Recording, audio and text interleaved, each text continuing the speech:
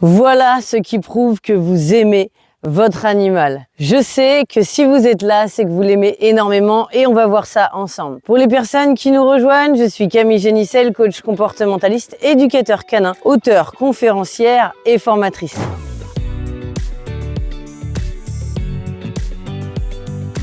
Et j'utilise les dernières avancées scientifiques pour vous aider à créer un maximum d'amour avec vos animaux. Je consacre ma chaîne à cela. En attendant, avant toute chose, surtout pensez à me mettre un petit pouce sous la vidéo et surtout, le commentaire est très important. Et oui, je lis vos commentaires tous les jours. Vous savez que j'échange avec vous avec plaisir. On se retrouve ensemble entre passionnés d'animaux et franchement, c'est un bonheur. Alors, qu'est-ce qui prouve que vous aimez vos animaux? Eh bien, c'est en général beaucoup de choses, en tout cas plusieurs facteurs rentrent en ligne de compte. La première chose, c'est justement si vous êtes là, bien sûr. La deuxième, c'est surtout si vous faites un maximum de choses pour eux, en tout cas dans votre vie. En effet, parmi les familles extraordinaires que je suis, qui sont toutes vraiment très chouettes, je vois bien que, en tout cas, si j'interviens, si vous faites appel à un éducateur comportementaliste, c'est que vous êtes prêt à payer pour mieux comprendre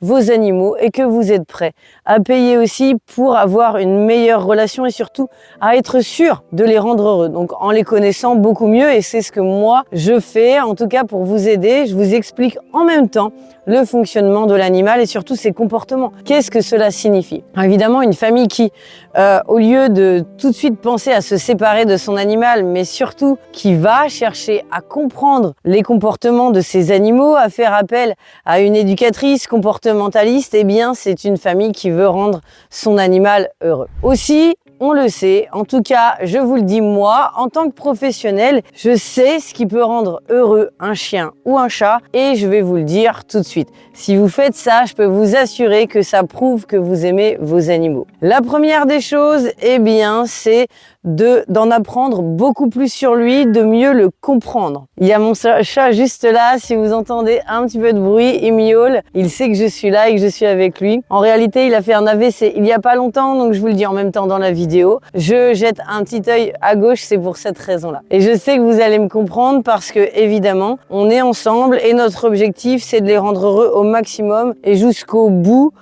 bien sûr. Alors, le bonheur d'un animal, eh bien ça, c'est quelque chose qui va dépendre de plusieurs choses. Tout d'abord, moi, ma référence, c'est la nature. Qu'est-ce qu'il aurait besoin s'il était dans la nature? De quoi il aurait besoin s'il était dans la nature? Comment il fonctionnerait s'il était dans la nature? Quels sont ses comportements? Quelles sont ses envies? Quelles sont ses motivations? Alors la première des choses, c'est si vous leur offrez une excellente alimentation, en tout cas celle du mieux possible, c'est-à-dire l'alimentation qui se rapproche le plus de la nature. Vous savez que par exemple, il y existe des croquettes pour chat au bœuf. À quel moment on a vu un chat tuer un bœuf ou manger un bœuf dans la nature? Évidemment, ça n'a aucun sens. Cela ne fait pas partie de leur proie du tout, vous vous doutez bien. Donc acheter des croquettes au bœuf, par exemple, n'a absolument pas de sens et c'est plutôt en référence à nous et à ce que l'on mangerait. Mais est-ce que c'est vraiment important, utile? Eh bien non, évidemment. L'autre chose,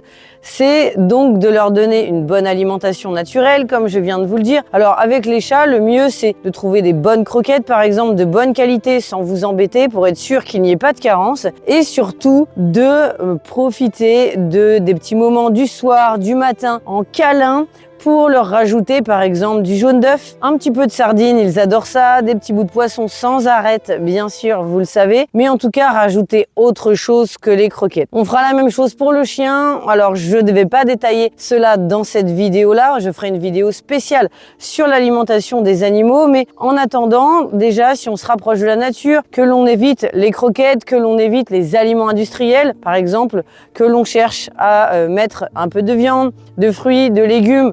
Pour les chiens qui sont essentiellement carnivores, les chats, je le rappelle, sont exclusivement carnivores à la base. Bien à partir de là, si vous faites des efforts au niveau de son alimentation, c'est que vous l'aimez et que vous avez envie qu'il vive vraiment le plus longtemps possible au niveau de sa santé. La deuxième chose, eh bien, c'est de lui offrir un maximum de liberté. Pour moi, la liberté, c'est essentiel dans la vie. Alors chez les chats, eh bien, c'est tout simple, hein, il faut essayer au maximum de pouvoir être dans un environnement qui permet de le laisser sortir. Alors avec une chatière par exemple à la campagne, ou même lorsqu'on est en appartement, si on peut être au rez-de-chaussée, c'est beaucoup mieux. Il y a toujours la possibilité, alors peut-être pas demain, peut-être pas dans la seconde qui suit, mais il y a toujours la possibilité de déménager ou de choisir son lieu de vie à peu près, en tout cas au mieux possible, pour pouvoir laisser sortir son chat et faire en sorte que ce soit un milieu qui est plutôt sécure. Sinon, eh bien, si vous l'aimez énormément et que vous êtes en appartement, vous pouvez très bien enrichir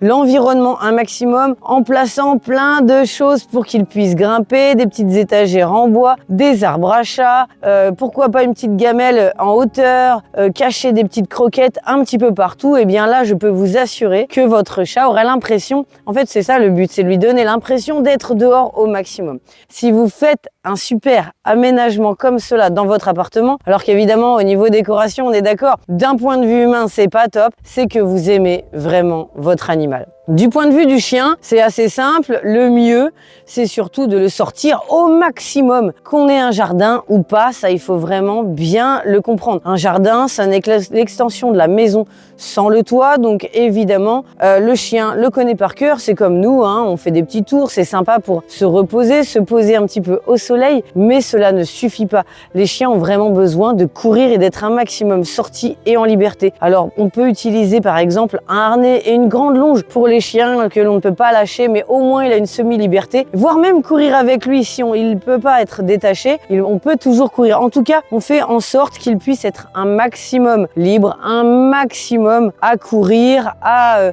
se dépenser physiquement, pour que presque faire en sorte qu'ils soient tous entre la maison et le jardin, quasiment que pour dormir. Ah oui, ça, vous allez me dire, je sais, ça prend beaucoup de temps et on n'a pas toujours le temps entre le travail, la famille, la maison, les enfants, etc. Et je peux vous assurer que je vous comprends. Mais justement, c'est ça qui va montrer que vous aimez vraiment votre chien, c'est si vous lui donnez un maximum de temps en fait. En réalité, ils ont besoin de temps. Et même le chat qui peut sortir tout seul, il a besoin qu'on lui consacre du temps, peut-être le soir, au moment du câlin dans le canapé, c'est tout à fait possible. Mais on peut penser à aller jouer avec eux dans le jardin. C'est extrêmement important. En fait, donner de l'amour, c'est donner du temps et ce dont l'animal en question a besoin. Lui apporter la sécurité, bien sûr, c'est-à-dire que faire en sorte qu'il se sente bien et en sécurité chez lui, qu'il n'y ait pas forcément des enfants qui courent partout, qu'il n'y ait pas forcément d'autres animaux. Parfois, les chats, eh bien, ils perçoivent un petit peu mal l'arrivée d'un chien. Donc, le principe, c'est surtout de leur offrir amour et sécurité. Comment on leur offre amour et sécurité? En leur offrant tout ce dont ils ont besoin et en leur donnant un maximum de temps et en respectant bien sûr cette notion de consentement, parce que parfois ils n'ont pas toujours envie qu'on les caresse ou qu'on leur fasse des câlins. À partir de là, amour, sécurité, respect, liberté et donner du temps, ça prouve vraiment que vous aimez vos animaux. Et si en plus vous regardez cette vidéo, c'est que vous souhaitez justement vous renseigner sur leur bien-être, alors là pour moi, ça veut tout dire. J'ai hâte de lire vos commentaires juste en dessous, parce que je sais que je vais avoir que des personnes qui veulent prouver leur amour pour leurs animaux, et j'ai hâte vraiment d'échanger avec vous. En attendant, pensez à prendre votre petit cadeau dans la description et surtout à vous abonner à la chaîne pour toujours recevoir un maximum de vidéos gratuites.